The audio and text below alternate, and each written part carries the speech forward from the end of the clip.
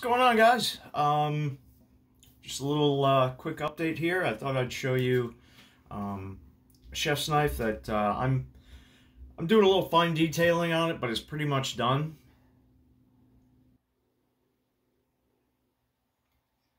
But I really like that handle.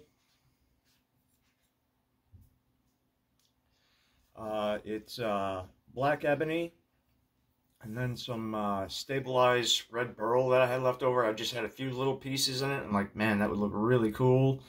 And then I put some red scale liners in there. This was a prototype knife. I wasn't real happy with the design, so I tweaked it. But I had it sitting on a hook here in the house. And I was like, man, it's still a good knife. I just can't sell it because there are some aspects of it that I'm not happy with. But it's a good giveaway knife.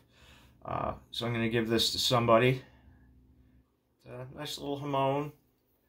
Stamp, a touch mark turned out pretty good. So there's that. At work, basically, I'm like going through this entire warehouse and like reorganizing it and cleaning it because there's just crap everywhere. And one of my finds was this. It looks like it's a folder. It's not. It is fixed blade. But this was not machined out. Somebody made this. And I know that because the maker's mark is etched in. And their mark is like a fly or a little bee or something. And they've even like carved that in, that little fly, that little touch mark right in there. Now, I can't read what that says, but somebody had, look at the grind somebody tried to do on that. There's a hard wheel on a high-speed buffer that some of the installers use to actually sharpen they're called bat knives, and it's for cutting insulation. And this would absolutely cut you, but it would be jagged as hell. Somebody destroyed this. I mean, it's bad. But I want to restore this, and I think this would make a great little fillet knife. It's got some flex. I don't know what kind of steel it is, and I can tell, I know it's handmade, because down here in the ricasso, they didn't get in with the sandpaper and clean everything out. I can see little grind marks in it. I put my reading glasses on, and I can see it, but it's a really cool little knife. There's even some little scribing up the spine, and there's a little bit of thumb jimping up here. I mean, somebody took some time and did a nice job on this. The handle, I bet you that handle is cool as hell under all those years of grit, grime, and crap. But yeah, I think I want to turn this into a little fillet knife, restore it, and I don't know, maybe I'll sell it or just give it away to a friend or something. But cool little find. I'm definitely gonna do something with that. And I need a work knife. Like, I've been using this is something when I bought a knife from Dave over at Invader Knives for my dad.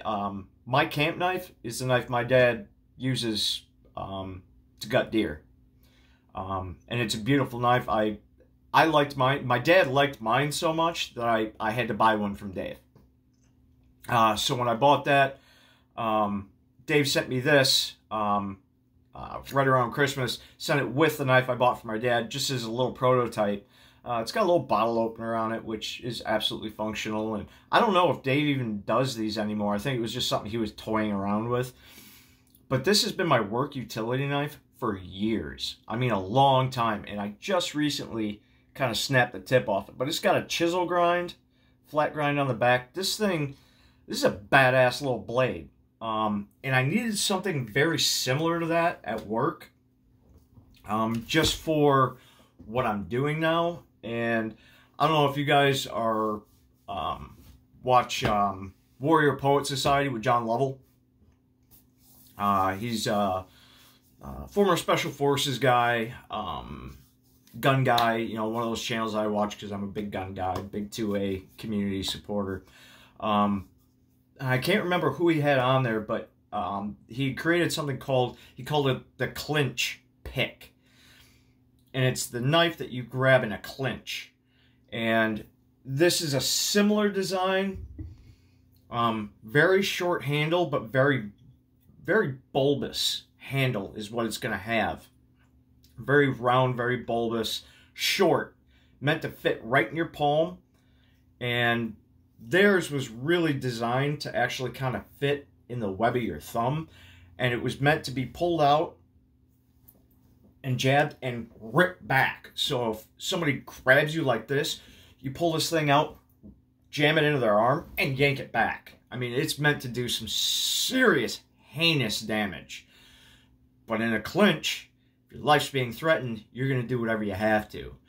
But I like that concept, that idea, that small little, tiny little knife that hides on your belt.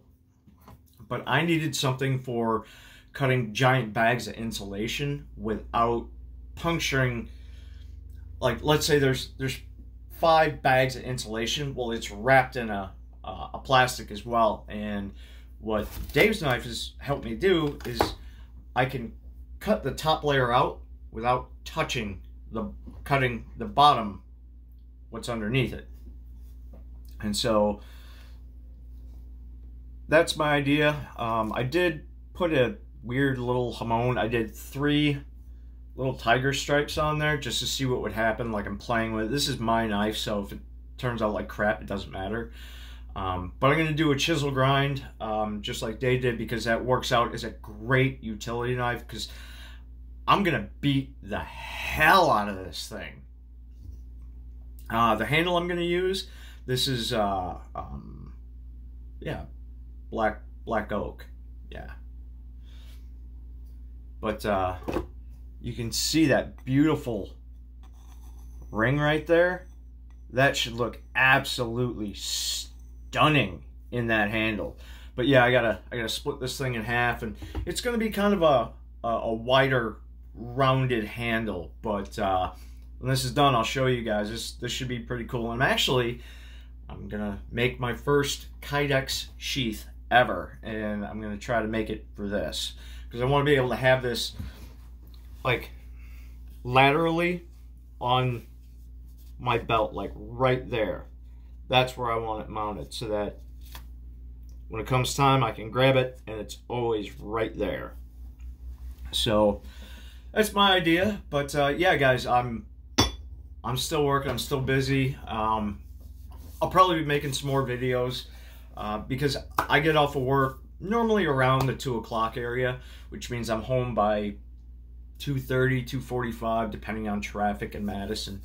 But it's been awesome because I've been able to get home, hang out with my dog for a little bit, get in my shop, work at my shop for an hour or two, come inside, eat dinner, take a shower, relax, watch some TV. It's been really, really nice. I really like my job. The branch manager is just over the moon with what I've been able to do in the short time I've been there.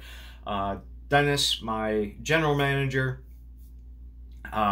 he came through the shop and his head was down. He's on his phone. And all of a sudden he stops and he looks over and he sees this giant metal rack that I moved from the opposite end of the shop against a wall.